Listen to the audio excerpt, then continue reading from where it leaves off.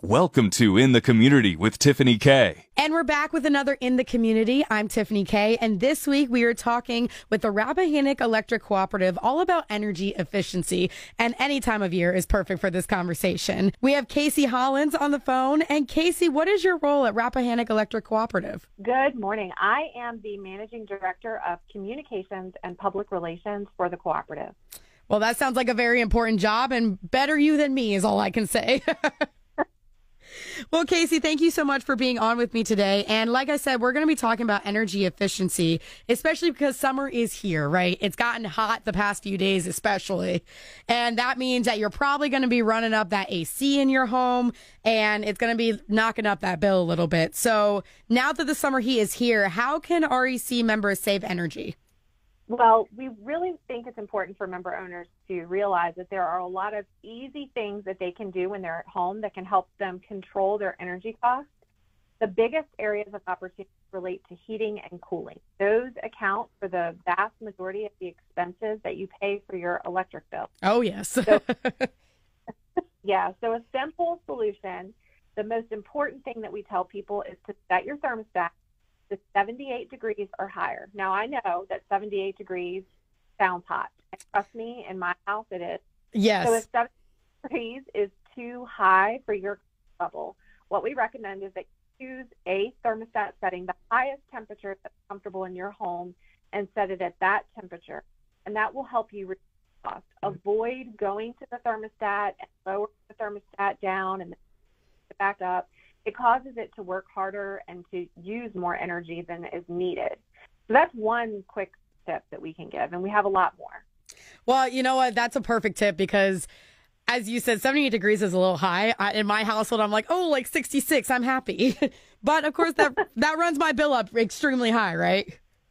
It does, yes, because the outside temperature is a lot hotter. So your air conditioning unit is working hard to try to maintain that low temperature in your home. Some other things you can do that can help your air conditioning unit or your heating and cooling system operate efficiently is to make sure you check your air filters every month at least and replace when they're dirty. Now, you don't always have to replace them every month if they're not dirty. So check them. If they're at a point where it looks like these really should be replaced, go ahead and replace them at that time.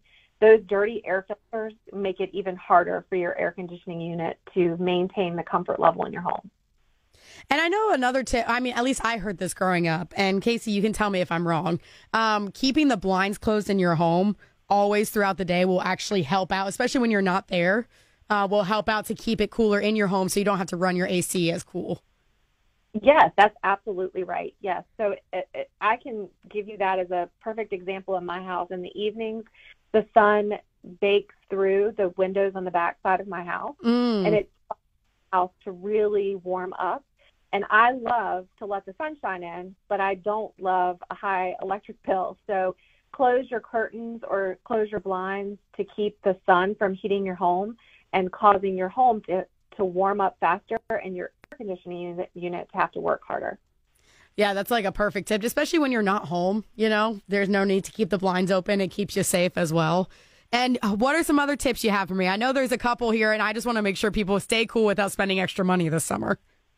Yeah, absolutely. So check around your HVAC system or your air conditioning unit outside. Make sure it's free of debris and shrubs that could be preventing airflow from moving in and out of the unit. We also recommend that you check your house for leaks. Air leaks is one of the big problems that a lot of houses have. And you can check easily around windows and doors. And if you do feel air moving through a leak or a crack, there's caulk that you can purchase at any home improvement store, and you can do it yourself for very little cost. A lot of people will use ceiling fans to cool. What they think they're doing is adding additional cooling to the home, but it's not really. Ceiling fans are cooling you, the people in that room. Oh. So when you're not in the room, turn off those ceiling fans because they're not going to adjust or keep the temperature in that room cooler. They're just going to make you feel cooler. I'm going to be honest here. You actually just saved me some money because I am that person. I've left on my ceiling fan in my bedroom. I leave it on every day because I'm thinking I'll go in, it'll be cooler in there, but I did not know that. Yeah, well, that's a good tip. And we have a lot more tips on our website, which is www.myrec.coop/save. And we have tips for year round, but right now it's really important, especially, just at the near the end of June, temperatures really started to finally heat up, and it felt like summer for the first time. So yes, take these tips and apply them now, and it'll help you manage your costs throughout the rest of the summer. And what about for people who may be moving into new homes, or I have a lot of friends who are doing that and they're looking at their thermostats. Do you suggest a programmable thermostat or a smart thermostat? Yes, we highly recommend, whether you're moving into a new home or if you've been in your home for a long time and have not upgraded your thermostat, to go ahead and make that purchase. It is worth it. Those smart thermostats and the programmable thermostats come with a lot of features that help you control your energy use, and it makes it really easy, especially now that majority of the people in the world are carrying around a mobile device, and through your mobile device, you control the settings for your thermostat. So like you mentioned earlier, when you're not at home, you don't necessarily need the temperature in your home to be very cool, because there's nobody there to benefit from that cooling. So you could adjust your thermostat to be a little bit higher when you're not away, and then set your smart thermostat to automatically adjust to that comfort temperature, so that when you get home, it's finally gotten to that level, but it hasn't been using that energy and creating that extra cost for you all day long. And those smart thermostats are lifesavers. I have one in my apartment, and as you said, it's very easy to go on your phone wherever you're at and have that already ready to go, set up. And a lot of them will even do it on schedule. So I think that's a great thing to invest in as well. Now, you were just talking about summer heat, and of course, a lot of people have a pool near their area or a pool in their household. What about those pools? Do the pool pumps use a lot of energy? Because I just think it'd be amazing to have one, but that's going to cost a lot extra. Pool pumps do use a lot of energy. They use around 1,500 to 2,000 watts of electricity. And now that probably doesn't mean a lot to a lot of your listeners, but what that does equate to is a lot of extra dollars added to your energy use.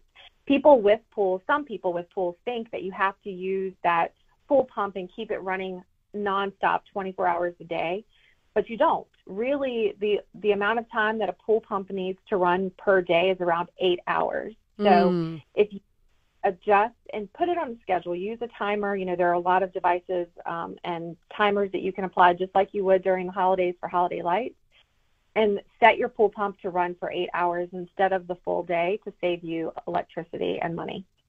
I'm speaking with Casey Hollins with the Rappahannock Electric Cooperative. We're talking about energy efficiency today. And, let's talk about members with the REC. So obviously we've been saying we want you to save money because it's expensive. And unfortunately, members are having a hard time with paying certain bills.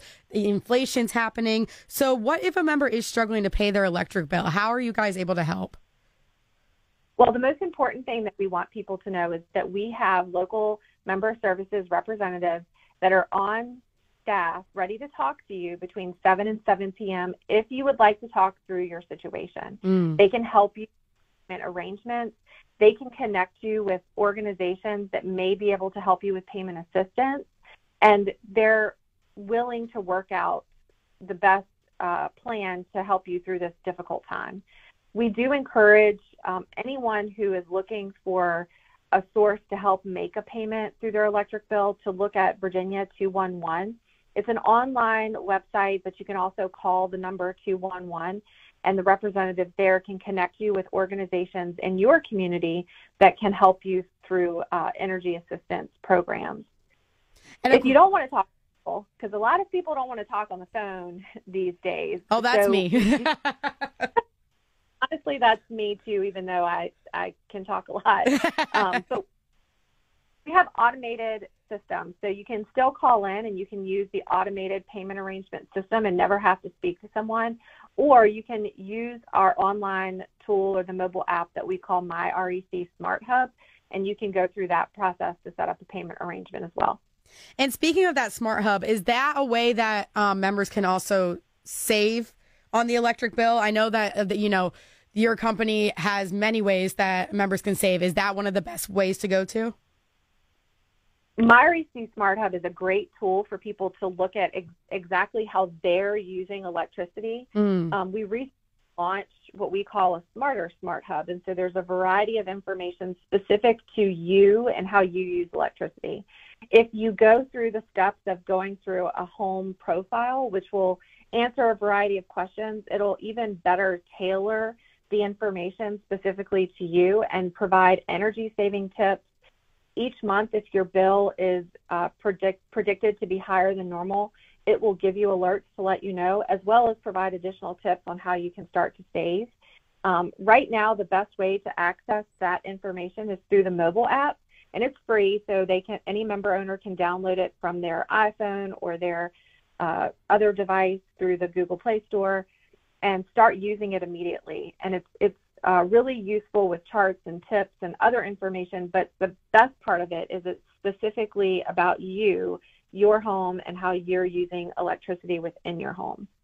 And that's a perfect thing to have, because sometimes we don't realize what's happening. You just kind of like pay the bill and think, okay, I don't need to know much about that. But when you actually see what you're using in your home, maybe it'll also help you to make some changes as well. Yeah, and it's helped people identify if there's been a problem with something in their home. So, for example, they may notice a spike in energy use that's really abnormal compared to previous days, and that could be something with a piece of equipment in your home like your HVAC system or your water heater, and it really helps you get a handle on that before it continues to work harder or less efficiently over time, and then you can either have it repaired or replaced, and hopefully that can be a less costly burden as well. The Smarter Smart Hub is definitely living up to its name, right? Yes. Okay, so we were talking about, those spikes. Let's talk about a different type of spike. Should REC members be expecting to see higher bills this summer? Well, anytime that the temperatures start to rise, people tend to use more electricity. They stay inside more or use those entertainment things that we have around our homes, like swimming pools. And all of these can generate more energy use. Plus, in the summertime, families with children, all those kids are typically going to be at home as well, playing video games. You're going to be cooking. So there's a lot of energy being used more than normal. So again, the biggest tip that we can advise you to consider is setting your thermostat. We highly recommend 78 degrees. Trust me, again, I know that's hot. So if it is too hot for you, you can pick the highest thermostat setting, hopefully in the 70-degree range, and that will prevent your AC from working a lot harder on those 90, 95-degree days when you're trying to get the temperature to cool down in your home. And speaking of cooling down, summer storms are already happening and hurricane season is right around the corner. So what tips do you have for members to prepare for this? So the best thing you can do is to prepare now when there is not a storm happening. It may seem silly to some people, but if you go ahead and go through the steps to create an emergency preparedness kit, it will be of huge value to you if you find yourself in a situation where you were without power. You can find a full list of items that we recommend anyone, whether you're a member owner of ours or not, to include in an emergency preparedness kit, and it's in the Outage Center on our website. A few of the things that we recommend that you definitely include are non-perishable food, water, and you need to take into account the number of people in your household. Think about your pets, if you have pets, and what the things they might need are. Babies who may have special needs, or others in your household who may have special needs. And a lot nowadays, we depend on electronic means of paying for things. So during our outage, I have the convenience of using a credit card if the store is open, but their power is out. But you can still pay with cash. So try to keep cash on hand. And that's a good one to have, because nobody thinks about having cash on hand. No, I know. I never carry cash anymore. If you have anyone in your house that's dependent on electricity for a medical reason, consider, if we're going to have extended power outages due to a major storm like a hurricane or, God forbid, a tornado, Make sure you have plans for perhaps an alternative place that you can stay during that time so that your family member who's dependent on electricity for a medical reason can have access to that. And speaking of those power outages, what's the best way for members to stay informed during that power outage? The communications and public relations team, as well as all of our member service representatives, work really hard to keep our members informed during a power outage. We are constantly pushing information out through a variety of channels, including text alerts. And that's become the most popular way for people to stay informed about the outage that's affecting them. So if you are a member owner of Rappahannock Electric and you have not signed up for outage text alerts, we encourage you to go ahead and do that now so that if power outages occur, you will get proactive information about that outage. We are on almost every social media channel. We haven't gotten on TikTok yet, but on the others, so you'll see us pushing out updates about, the damage that we have experienced. We get a lot of pictures from the field, and when it's safe, we go out and get pictures and video as well. Sometimes people don't know what's happening beyond their backyard, so we really try to keep you informed so that you understand the challenges that our employees are facing as they try to make repairs from downed trees and power lines. And then we have an amazing tool. It's our outage map. It's accessible on any device, computers, mobile devices, and it is constantly updated with the latest information so that you can see across our 22 service territory the outages we're experiencing. It has a weather overlay so you can see weather moving in, and you can drill into your specific area with updates on the estimated restoration time, pictures, and other information as it becomes available. That's definitely a helpful and life-saving tool as well. That's one to keep on hand. You always want to know what's going on beyond your area. And speaking of preparing for those summer storms and the hurricanes, how does REC prepare for these? I know you definitely have service 24/7, 365 days a year, but what does that include for these situations that are a little bit scary? Well, similar to what we tell members to do, we focus on being prepared ahead of time. And that's year round for us, especially over the past couple of years as severe weather events just happen throughout the year, not during specific times. So we're really focused on making sure that we have the critical supplies that we'll need to get out in the field and make repairs, such as poles, wires, transformers. And supply chain has been a real challenge and almost a crisis for us at Rappahannock Electric Cooperative. But what we've done to mitigate that is to create a storm reserve of materials so that we have dedicated supplies so that in the event of a severe weather event that causes major extended power outages, we have the materials that we need to make those repairs, but we can still continue to serve and be there for our members even after that outage. And the line crews at Rappahannock Electric Cooperative are probably the most dedicated employees that you'll find anywhere, and they're ready to go out in the most dangerous conditions to get your power back on as quickly and safely. It's a dangerous job, so they're really focused on working safely. If you ever hear that we're not sending crews out, it's because their lives would be at risk, and it's a rare situation for that to happen. But if it does, please understand we're trying to keep those workers safe, just like we want our member owners to stay safe. And I've said this before, when this big snowstorm happened about 2 years ago and other strong storms in the area, you guys are kind of the unsung heroes, right? Because you're going out to not only put not necessarily your lives on the line, but you definitely are going out in dangerous conditions to help other people be able to live comfortably and get them the power that they need. So kudos and thank you to all of you who work there. That's really the best I can say from my listeners and myself. Well, thank you so much. We appreciate that. Of course. I'm talking with Casey Hollins with the Rappahannock Electric Cooperative. Casey, we gave a couple of tips earlier about how to save energy. Let's give that website one more time on where to find those tips and all the information that your members may need going forward this summer. Absolutely. We recommend that you go to our website. We keep it up to date with the latest and greatest information, and there are a ton of money-saving tips on our website to help you save year-round. So visit our website. It's www.myrec.coop/save, and that's where you'll find the latest tips and the most useful information to help you control your energy costs and your monthly electric bill. And for those updates, as you said, during those scary times of storms and hurricanes, follow along on social media as well, correct? Absolutely. Follow us on Facebook, Instagram, Twitter. We have a YouTube channel where we post videos, and you can also follow us on LinkedIn.